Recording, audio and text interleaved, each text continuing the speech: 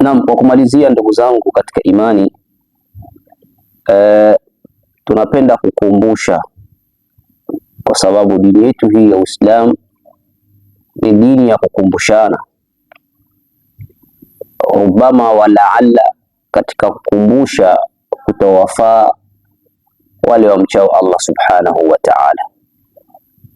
Kama gisi tulivyochukua nafasi tukaikaa katika durusu hizi tukauzungumzia mwezi huu mtukufu wa Dhulhijja, na pia tukazungumza fadila na nafasi kwa mtu ambaye atakayejaliwa akatunukiwa na Allah subhanahu wa ta'ala kuitembelea nyumba yake Allah subhanahu wa ta'ala, kwa sababu durusi kama hizi za kuwahimiza vijana kuitembelea nyumba yake Allah zimekosekanika katika jamii zetu nyingi. Wengi wetu hatuzungumzi masala ya hija au masala ya zaka,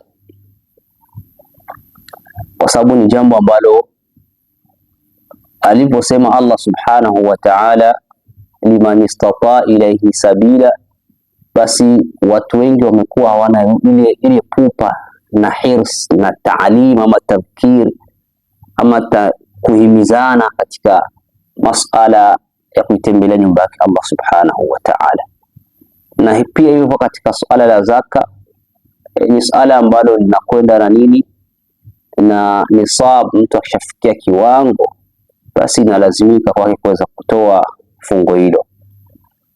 Ndugu zangu Waislamu, leo ni tarehe 3 ya mwezi mtukufu wa Dhulhijja.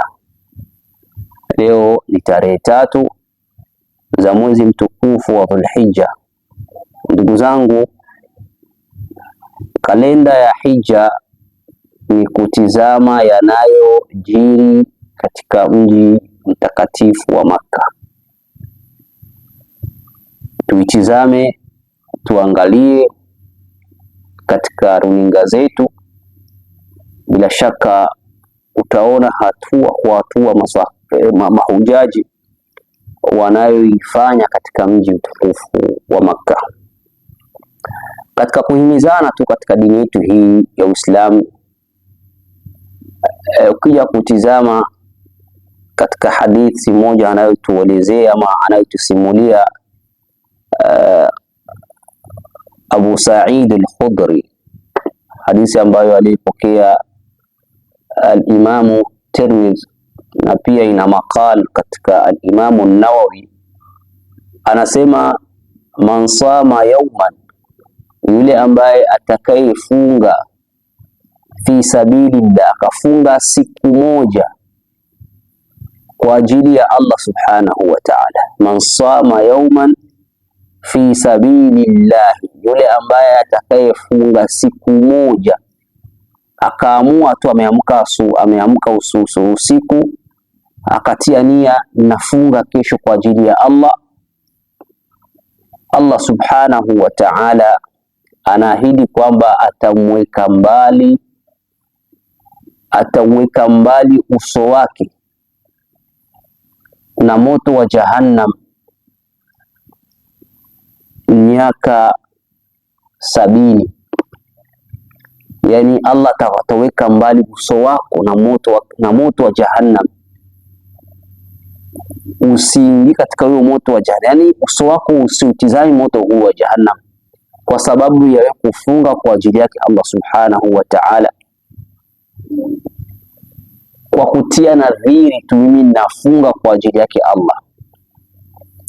Sasa vipi katika siku hizi ambazo kazi ya pia Allah subhanahu wa ta'ala, na akatwambia mtume wetu Muhammad sallama, ma min ayyam a'malun salih ahabbu ila Allah.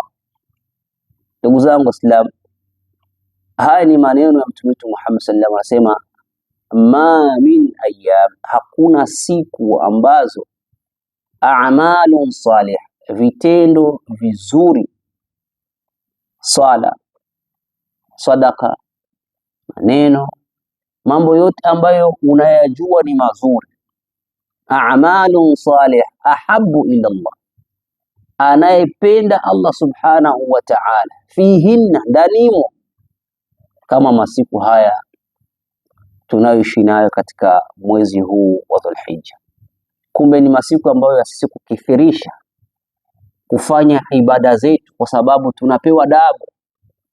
Tazama hivi tumeweza kuswali swala ya magharibi, Allah subhanahu wa ta'ala ametuandikia mara 70 swala za magharibi, swala ya magharibi hii, maana ameandika mara 70. Ni ujira na ubora ulioje mbele zake Allah subhanahu wa ta'ala. Sasa ndugu zangu Waislamu, tunazidi kukumbushana tuweze kufunga siku hizi 9, tuweze kusoma Qur'ani katika siku hizi na mwezi huu, tuweze kujikurubisha kwa Allah subhanahu wa ta'ala katika masiku haya, hasa katika mwezi huu mtukufu wa Dhulhijja, kwa sababu hii ni katika ashhurul hurum, miezi yake Allah subhanahu wa ta'ala. Fala tadhlimu fihinna anfusakum, msizulumu nafsi zenu katika mwezi huu, katika miezi yake Allah subhanahu wa ta'ala. Sasa nakuhusieni ndugu zangu Waislamu kutizama katika runinga zenu, kwa sababu sasa hivi tunaishi katika utandawazi, tunaishi katika mtandawazi, social media. Tuwatizame mahujaji, kwa sababu alhajju Arafa, hija ni Arafa ndugu zangu Waislamu, na kama tulivyoahidi tarehe 8 ambayo itakuwa ni siku ambayo ya Jamarat, na siku ambayo itakuwa ni tarehe 8 tutaizungumzia na tutawakumbusheni ili tujue kwamba siku ya kufuata ni siku kubwa sana, isikuwezi ikakupita, isikufutu hii siku pasina kuwa kuchukua yale ambayo aliyotueleza mtume wetu Muhammad sallallahu alaihi wasallam, kufunga siku ya Arafa. Na hivyo hivyo katika mahujaji, yule ambaye atakayekosa siku ya Arafa, basi huyo aandae siku nyingine au mwaka mwingine, aandae mwaka mwingine katika siku kama itaangukia siku hiyo ya Arafa. Bimaana wewe hautokuwa umeitwa haji, japokuwa utakuwa umeenda kuhiji. Kama ukikosa Arafa unakuwa hauhesabiki katika mahujaji. Na sisi ndugu zangu Waislamu tumepewa zawadi ya siku hiyo ya kuweza kufunga siku hiyo moja tu, ambayo ukitizama katika kalenda itakuwa ni siku ya Jumanne wiki ijayo. Tuweze kuweka nia insha Allah, ili Allah aweze kutulipa na kutolea yale madhila ambayo na misukosuko na shida na hali ya wasiwasi iliyotanda katika nyoyo za Waislamu katika nchi hii ya Saudi Africa. Rubama wa laalla Allah akakisia kilio chetu, kama gisa atakavyowasikia mahujaji katika milima ya Arafa. Kwa leo ni hayo, tukutane kesho insha Allah, tuweze kuizungumzia siku ya kesho na hatua zinazofanyika katika siku ya kesho, ili tuishi katika haya masiku 9 tujue ni yapi ambayo tunayotakana kuweza kuishi nayo. Tuomba Allah subhanahu wa ta'ala aweze kutukubalia vikao vyetu hivi, na ukumbusho wetu huu uingie katika nyoyo zetu na uikae katika nyoyo zetu, na pia tufanyie amali katika haya ambayo tutaka kuwa tumeyasikia. Kwa leo ni hayo, tukutanane kesho insha Allah. Subhanaka Allahumma bihamdik, ashhadu an la ilaha illa anta, nastaghfiruka wa natubu ilayk. Wassalamu alaykum wa rahmatullahi wa barakatuh.